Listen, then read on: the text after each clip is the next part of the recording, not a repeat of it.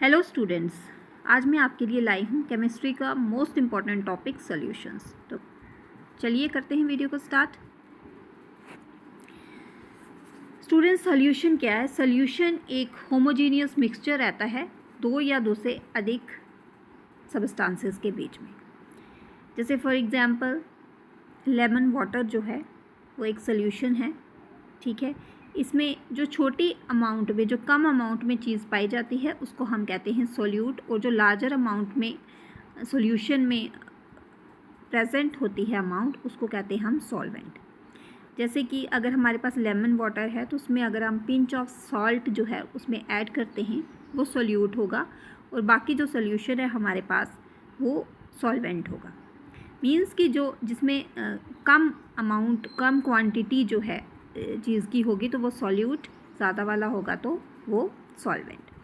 Solution जो है वो अगर एक कंपोनेंट से बना है तो उसको हम कहते हैं, जो सिंगुलर कंपोनेंट होगा अगर उसमें सॉल्यूशन में, तो that is solution of one component, ठीक है।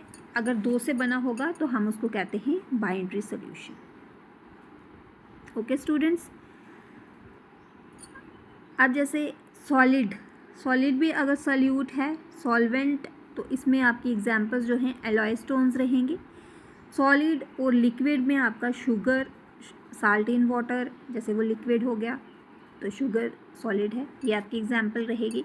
सॉलिड टू गैस जो है आयोडीन वेपर इन एयर हो गया। लिक्विड टू सॉलिड जो है ये मर्करी इन मेटल एमलगम्स, ये इसकी एग्जांपल रहेगी। लिक्विड जो है इसमें अल्कोहल इन वाटर हो गया, जैसे लिक्विड गैस मॉइस्ट एयर होगी, जैसे गैस सॉलिड जो है उसमें हाइड्रोजन और ये सारी चीज़ें रहेंगी, ये इंक्लूड होंगी इसमें। गैस लिक्विड जो है उसमें एरेटेड वाटर जो है वो रहेगा। गैस टू गैस जो है वो एयर होगी। तो ये इसकी एग्जांपल्स हैं। अब सॉल्यूशन में मोलैरिटी जो है वो बहुत इम्पॉर्टेंट है। ये हमें सॉल्यूशंस में मोलैरिटी जो है सॉल्यूशन की वो निकालनी पड़ती है। तो मोलैरिटी क्या होती है? इसमें नंबर ऑफ मोल्स जो सॉल्यूट में होते हैं। सॉल्यूट मैंने आपको बोला था जो स्मॉल क्वांटिटी जो रहती है सॉल्यूशन में, तो वो सॉल्यूट होता है। तो number of moles of solute present in 1 litre of solution, तो 1 लीटर सॉल्यूशन में कितना वो सॉल्यूट जो है वो प्रेजेंट है उसको डिनोट करते हैं हम एम से। एम क्या है? मोलैरिटी, ठीक है। M is the molarity. तो अब हमें बताना है कि मोलैरिटी निकालने के लिए हमारे पास फॉर्मूला है M is equal to, that is molarity is equal to weight of solute in gram upon molar mass into volume in litre. तो जब हम ये इन चीज़ों को इसमें सब्स्टिट्यूट करेंगे तो वो हमारे पास आ जाएगी मोलैरिटी, ठीक है। अब इस फॉर्मूला में ए को रिप्रेजेंट किया गया है एसिड से और बी को रिप्रेजेंट किया गया है बेस से, या आप सोल्यूट 1 सोल्यूट 2 भी ले ला। अगर दो सोल्यूट होंगे तो उसको आप सोल्यूट 1 और सोल्यूट 2 भी ले सकते हैं। जैसे M1V1 plus M2V2 upon V1 plus V2, दोनों सोल्यूशंस का वॉल्यूम जो है उसको अलग से प्लस कर देंगे। तो इस तरह से करके हमारे पास मोलैरिटी जो है वो आ जाएगी।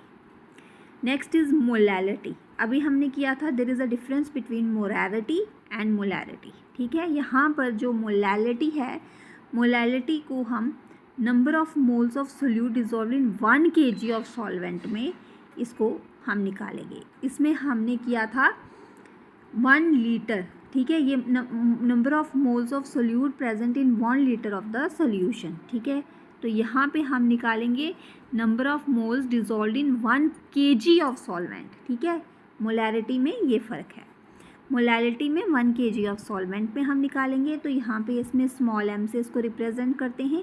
Small m is equal to weight of solute in gram upon molar mass into weight of solvent in kg, ठीक है। जब हम ये सारी चीज़ें हमें गिवन होंगी तो हमने क्या करना है, वेट ऑफ सोल्यूट जो ग्राम्स में हमें दिया होगा वो डिवाइडेड बाय मोलर मास उसका सॉल्वेंट का, और वेट ऑफ सॉल्वेंट जो केजी में हमें पर केजी में दिया होगा, उन दोनों को मल्टीप्लाई करके फिर वेट ऑफ सोल्यूट इन ग्राम में उसको डिवाइड करेंगे तो हमारे पास मोलैरिटी जो है वो आ जाएगा। If the molarity of the solution is 1, then it is known as molar solution, ये याद रखना है आपने। अगर कंसंट्रेशन मोलर सॉल्यूशन का लेस होगा 1 मोल सॉल्यूशन से, ठीक है। तो मोलैरिटी जो है वो प्रेफर किया जाता है मोलैरिटी में, और जो इसमें जो टेम्परेचर रहता है वो इंडिपेंडेंट रहता है। मींस कि मोलैरिटी जो है वो अफेक्ट होती है टेम्परेचर से, जो जैसा जैसा टेम्परेचर होगा वैसे वैसे मोलैरिटी जो है वो चेंज होती जाएगी। नाउ यहाँ पे एक एग्जांपल दी हुई है, find out the solution which contain 32.0 gram of methyl alcohol, ठीक है, इन 200 मिलीलीटर ऑफ सॉल्यूशन। तो हमें यहाँ पे मोलर मास मिथाइल अल्कोहल का निकालना सबसे पहले। तो मिथाइल में हमें पता है कार्बन, फर्स्ट एलिमेंट हमारे पास है कार्बन, दैट इज़ 12। कार्बन का कितना होता है 12, हाइड्रोजन का होता है 1।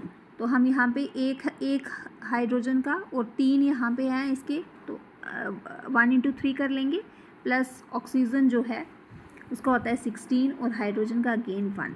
तो इन सबको प्लस करेंगे तो ये आ जाएगा हमारे पास 32 ग्राम पर मोल। अब number of moles of methyl alcohol जो है हमें इसका निकालना है, जो कि हमें दिया हुआ है 32 ग्राम अपॉन ये जो अभी हमने निकाला 32 ग्राम पर मोल, ठीक है। दोनों को डिवाइड करेंगे तो ये हमारे पास आ जाएगा 1 मोल। अब हमें वॉल्यूम निकालना है सॉल्यूशन का।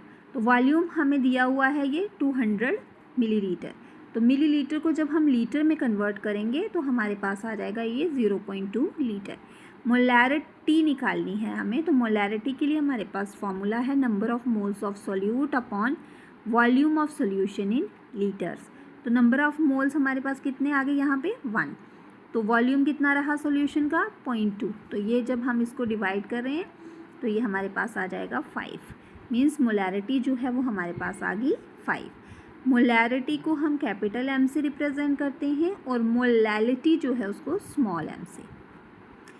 नाउ द नॉर्मेलिटी, मोलैरिटी आपने की, मोलैलिटी आपने की, अब नॉर्मेलिटी। नॉर्मेलिटी क्या है? नॉर्मेलिटी में नंबर ऑफ़ ग्राम्स जो हैं सोल्यूट के वो प्रेजेंट होते हैं 1 लीटर ऑफ सॉल्यूशन में, ठीक है। Number of grams of solute जो है वो प्रेजेंट होगा 1 लीटर ऑफ सॉल्यूशन में। तो इसको डिनोट करते हैं हम n से। अब ये इसको निकालने के लिए हमारे पास फॉर्मूला है weight of the solute in gram, जो वेट दिया होगा सोल्यूट का वो ग्राम्स में, अपॉन इक्विवेलेंट मास उसका कितना है और साथ में वॉल्यूम कितना है इन लीटर्स। तो इस तरह से करके हम अपना नॉर्मेलिटी का जो इस फॉर्मूला के हिसाब से हम अपनी नॉर्मेलिटी जो है उसको निकाल लेंगे।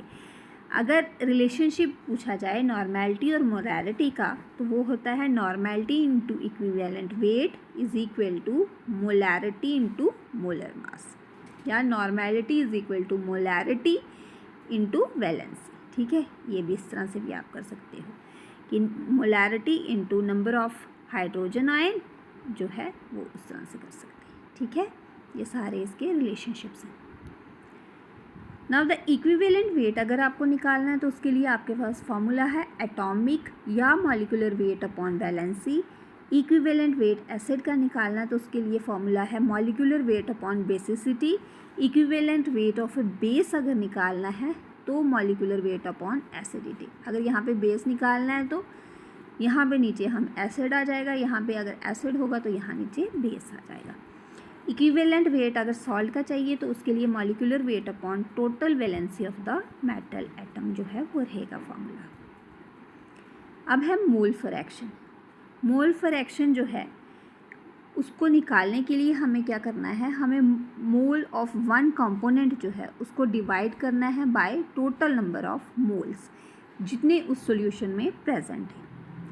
मीन्स हमें क्या करना है, नंबर ऑफ़ 1 कंपोनेंट जो है, मोल ऑफ 1 कंपोनेंट है, उसको डिवाइड करना है हमने टोटल नंबर ऑफ़ मोल्स जो कि उस सॉल्यूशन में प्रेजेंट है। तो सपोज़ हम यहाँ पे मोल फ्रैक्शन लेके चलते हैं, कोई भी सॉल्यूशन है, सपोज सॉल्यूशन हमारे पास यहाँ पे बाइनरी है। बाइनरी मीन्स 2 कंपोनेंट है उसमें प्रेजेंट, ए और बी। अब मोल फ्रैक्शन हम ए की निकालेंगे तो वो हमारे पास आ जाएगा Na upon Na plus Nb। Mole fraction दूसरे की निकालेंगे तो वो आ जाएगा हमारे पास Nb upon Na plus Nb। Last में दोनों को प्लस कर देंगे और जो दूसरा वाला रहेगा उसको हम नंबर ऑफ़ मोल्स जो हैं उसके सोल्यूट के वो काउंट कर लेंगे।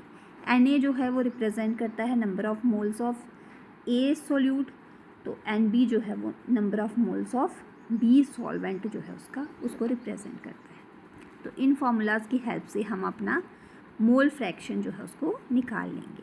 मीन्स मोल परसेंट अगर निकालना है तो mole of solute upon total number of moles present in solution into 100 करेंगे तो हमारा मोल परसेंट जो है वो निकल जाएगा। ये बहुत ही ईजी है स्टूडेंट्स, आपने फार्मूला जो है उसको अच्छे से पढ़ना है ताकि आप अच्छे वही सेम फार्मूला अप्लाई करके अपने न्यूमेरिकल्स जो है उनको सॉल्व कर सकते हो। नेक्स्ट है हमारे पास question, a solution containing 36 gram water and 46 gram ethyl alcohol, determine the mole fraction of each component in the solution. अब यहाँ पे हमें इथाइल अल्कोहल दिया है, तो हमें पता है मोलर मास वाटर का जो है वो है 18 ग्राम। मोलर मास हमें इथाइल अल्कोहल का जो है वो, जब हम इसको कैलकुलेट करेंगे ना सारा, जैसे मैंने पिछले एग्जाम्पल में आपको करके दिखाया है, तो जब आप उस तरह से करके इसको कैलकुलेट करोगे तो आपके पास 46 ग्राम पर मोल आएगा। मीन्स कार्बन, हाइड्रोजन, ऑक्सीजन इस तरह से अलग अलग करके फिर उनको ऐड कर लोगे सबको तो ये 46 ग्राम बनेगा। नंबर ऑफ़ मोल्स वाटर के जो हैं वो हमें दिया हुआ है 36, ठीक है, अपॉन वाटर का वेट जो है मोलर मास जो है वो कितना है 18 ग्राम। तो इसको जब डिवाइड करेंगे 18 2 × 36 होता है तो ये आ जाएगा 2 mole. Number of moles of ethyl alcohol हमें दिया है 46 दिया हुआ है ना, ये 46 ग्राम पर मोल, और यहाँ पे हमें ये 46 ग्राम में दिया हुआ है, तो दोनों को डिवाइड करेंगे तो ये आ जाएगा 1.0 mole. Total number of mole solution में कितने हो गए, ये प्लस ये, तो ये आ गया हमारे पास 3। अब मोल फ्रैक्शन हमें निकालनी है, उसके लिए हमारे पास formula number of moles water का निकालना है, तो number of moles of water upon total number of moles in the solution कितने हैं, तो वाटर के 2 थे, टोटल हो गए 3, तो ये हमारे पास आ गया 0.67। इसी तरह से हमें इथाइल अल्कोहल का निकालना है, तो number of moles of ethyl alcohol upon total number of moles, तो टोटल नंबर ऑफ़ मोल्स हमारे पास 3 है, इथाइल का हमने निकाला 1 है, तो ये आ जाएगा हमारे पास 0.33। आई होप स्टूडेंट्स आपको क्लियर हो रहा है। अब आपने खुद इसको डिफाइन करना है, मोलैरिटी क्या होती है, मोलालिटी क्या होती है, और साथ में नॉर्मेलिटी क्या है। Vapour pressure of a liquid, vapour pressure जो है इक्विलिब्रियम स्टेट में रहता है लिक्विड का। अगर टेम्परेचर, जो भी गिवन टेम्परेचर हमें दिया होगा उस वक्त प्रेशर जो उसके ऊपर फोर्स किया जाता है वेपर के ऊपर, उसको हम कहते हैं vapour pressure of a liquid, उसको हम कहेंगे vapour pressure of a liquid. Vapour pressure solution का जो है वो हमेशा कम होता है वेपर प्रेशर लिक्विड स्टेट के, ठीक है, ये आपने याद रखना है। अब है रॉल्स लॉ। रॉल्स लॉ बहुत ही इंपॉर्टेंट है स्टूडेंट सॉल्यूशन में, तो आपको इसको करना है। इसकी स्टेटमेंट है, जैसे कि ये क्या बताता है हमें कि जो वेपर प्रेशर है of A component of A given temperature, जो है जो भी हमें गिवन टेम्परेचर दिया हुआ है, वेपर प्रेशर जो है उसकी इक्वल रहता है किसके, मोल फ्रैक्शन के, उसी कंपोनेंट ऑफ सॉल्यूशन के, और साथ में वेपर प्रेशर के जो कि प्योर स्टेट में वहाँ पे उसी टेम्परेचर में पाई जाती है। मीन्स टेम्परेचर जो है वो सेम रहता है, और ये जो है ये मल्टीप्लाई होता है mole fraction into a pure state of vapour pressure, ठीक है। तो ये आपने इसको याद रखना है। यहाँ पे 2 कंपोनेंट्स है हमारे पास, सपोज ए और बी, तो टोटल वेपर प्रेशर हमारे पास क्या हो जाएगा, P, that is P A is equal to P not A into X A, P B is equal to P not B into X B. तो total हम निकालेंगे P, that is P is equal to P A plus B, P B, तो इन दोनों को plus कर देंगे। अब ये इसकी ग्राफिकल रिप्रेजेंटेशन मोल फ्रैक्शन के बीच में और वेपर के बीच में आ गई। अब रॉल्स लॉ जो नॉन वोलेटाइल सॉल्यूट्स हैं उनके लिए ये बताता है, इसकी स्टेटमेंट है कि ये रिलेटिव लोअरिंग वेपर प्रेशर के सॉल्यूशन में होता है, और साथ में ये नॉन वोलेटाइल सॉल्यूट जो हैं इसमें वो इक्वल होते हैं मोल फ्रैक्शन ऑफ सॉल्यूट की, ठीक है। तो इसका फॉर्मूला आपके पास ये है। यहाँ पे x2 जो है वो मोल फ्रैक्शन ऑफ सोल्यूट को रिप्रेजेंट करता है, और n1 जो है ये that is mole of solvent, n2 is mole of solute, और p जो है हमारे पास यहाँ रिप्रेजेंट करता है प्रेशर ऑफ अ सॉल्यूशन। तो P0 जो है that is vapour pressure of pure solvent. तो ये फॉर्मूला रॉल्स लॉ का है। अब इसमें एग्जाम्पल्स है बेंजीन और toluene, hexane heptane, ethyl bromine, ethyl iodine, chlorobenzene, bromobenzene, tetrachloride, carbon tetrachloride और silicon tetrachloride, all dilute solutions. ये इसकी एग्जाम्पल्स हैं। अब यहाँ पे इसकी वेपर प्रेशर में और मोल फ्रैक्शन में इसकी रिप्रेजेंटेशन जो है वो ग्राफिकली बताई गई है रॉल्स लॉ की। Next another important topic that is went half factor. अब वेंट हाफ फैक्टर जो है वो क्या है? एसोसिएशन या डिसोसिएशन जो है उसको निकालने के लिए ये वेंट हाफ फैक्टर को यहाँ पे इंट्रोड्यूस किया गया है, दैट इज़ आई। ठीक है, आई लिया गया है इसको। ये किसके इक्वल होता है? Observed colligative property upon normal colligative property. Normal हो गया जो जितनी भी आपकी एक्सपेक्टेड अमाउंट रहेगी वो। ठीक है, इसमें जो कॉलिगेटिव प्रॉपर्टी होती है वो प्रोपोर्शनल रहती है नंबर ऑफ सोल्यूट पार्टिकल्स के, जो कि प्रेजेंट होता है number of moles of A solute में। ठीक है, तो ये इसके फॉर्मूलाज हैं। अगर कॉलिगेटिव प्रॉपर्टी इन्वर्सली होगी, मीन्स इन्वर्स में होगी मोलर मास के, तब उस केस में आप इस फॉर्मूला को यूज़ करोगे, that is I is equal to normal या एक्सपेक्टेड जितनी भी अमाउंट होगी मोलर मास में अपॉन ऑब्जर्व्ड मोलर मास जो रहेगा आपका, उसके बीच में आप जब उनको डिवाइड करोगे तो आपके पास ये वेंट हाफ फैक्टर जो है आई जो है वो आ जाएगा। नाउ एज़ोट्रॉपिक मिक्सचर, ये एक ऐसी मिक्सचर है जिसमें दो लिक्विड जो हैं में सेम बॉइलिंग पॉइंट होता है। It's a mixture of two liquid having the same boiling point. अब ये क्योंकि इनका जो बॉइलिंग पॉइंट सेम होता है तो इन लिक्विड्स को सेपरेट नहीं किया जा सकता, तो इन मिक्सचर्स को हम कहते हैं कांस्टेंट बॉइलिंग मिक्सचर्स, जो कि एक नॉन आइडियल सॉल्यूशन होते हैं। नाउ द कॉलिगेटिव प्रॉपर्टीज़, ये ऐसी प्रॉपर्टीज़ हैं सॉल्यूशन के जो कि डिपेंड करती हैं नंबर ऑफ पार्टिकल्स या मॉलिक्यूल्स या ions of a solute in a definite amount of a solvent. ठीक है, ये कॉलिगेटिव प्रॉपर्टीज़ क्या होती हैं? ये डिपेंड करती हैं नंबर ऑफ मॉलिक्यूल्स में जो कि सोल्यूट में होते हैं in a definite amount of solvent में। ठीक है, और ये नेचर के ऊपर उसकी डिपेंड नहीं करती, इसलिए हम इसको कहते हैं ये क्या है? कॉलिगेटिव प्रॉपर्टीज़ हैं। अब जैसे कि इसमें हो गया relative logarithm of vapour pressure, osmotic pressure, elevation boiling point, depression boiling point, vapour pressure, boiling point, freezing point, melting point, osmosis, ये जो हैं ये कॉलिगेटिव प्रॉपर्टीज़ नहीं हैं। ठीक है, तो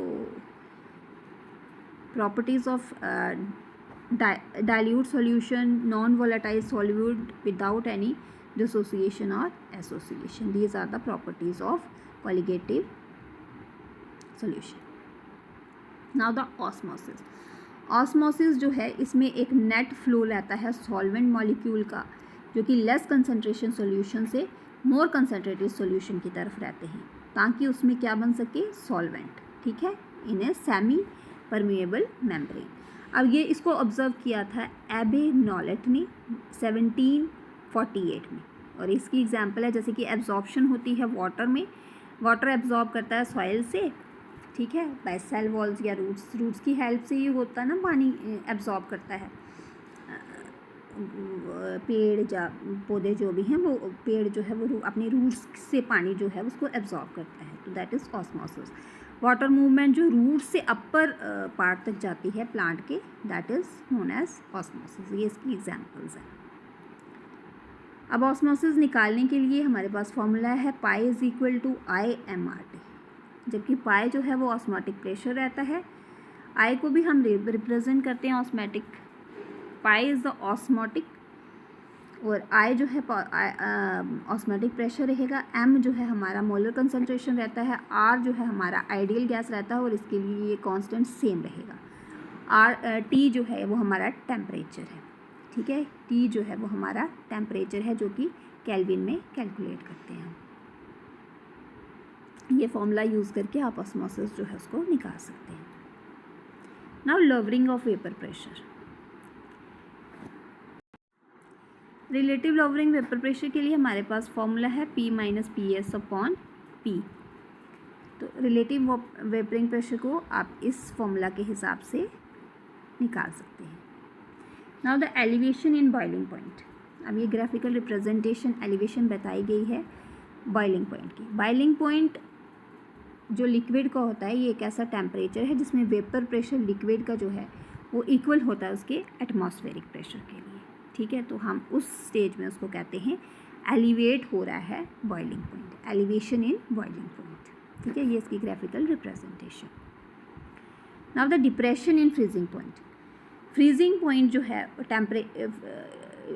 फ्रीजिंग पॉइंट जो है ये एक मेजरमेंट है टेम्परेचर का, जिसमें हम सबस्टांस जो कि हमारा सॉलिड स्टेट में है या लिक्विड स्टेट में है उसको फॉर्म करते हैं इक्विलिब्रियम में। इक्विलिब्रियम एक कांस्टेंट स्टेट होती है, ठीक है, जिसमें सेम वेपर प्रेशर वहाँ पे रहेगा। सॉलिड फॉर्म जो है सॉल्यूशन की वो सेपरेट हो जाती है लोअर टेम्परेचर पे। क्यों? क्योंकि लोअर टेम्परेचर उस वक्त होता है सॉल्यूशन का, तो उसको हम इजीली जो है उससे सेपरेट कर सकते हैं सॉलिड फॉर्म को, ठीक है।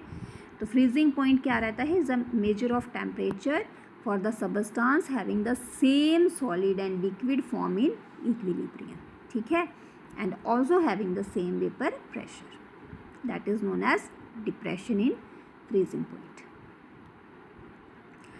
अब ये डिक्रीज होता है फ्रीजिंग पॉइंट सॉल्वेंट का जब इसमें ऐड करते हैं हम नॉन वोलाटाइल सोल्यूट, तो इस टर्म को हम कहते हैं क्रिस्कोपी, इस टर्म को हम कहते हैं क्रिस्कोपी। डिप्रेशन फ्रीजिंग पॉइंट का जो है उसको निकालने के लिए हमारे पास formula that is delta T is equal to freezing point of a pure solvent minus freezing point of a solution, ठीक है। तो अगर हम इसे मेजर करते हैं बैकमैन थर्मामीटर मेथड से या रास्ट मेथड से, तो उसमें हमारा delta T freezing point is equal to K freezing point और एम जो है हमारा वो रहेगा, दैट इज़ मोलैरिटी, ठीक है। इस फॉर्मूला की हेल्प से हम इसको सॉल्व कर सकते हैं। ये मोलैरिटी निकालने का आगे इसको और एक्सप्लेन करके बताया है कि मोलैरिटी सॉल्यूशन की निकालने के लिए आप इसको यूज़ कर सकते हैं। ये ग्राफिकल रिप्रेजेंटेशन टेम्परेचर और वेपर प्रेशर के बीच में। ये थे स्टूडेंट्स वीडियो, आई होप कि आपको अच्छी लगी है। जाते जाते चैनल को सब्सक्राइब करना मत भूलें। Thanks for watching.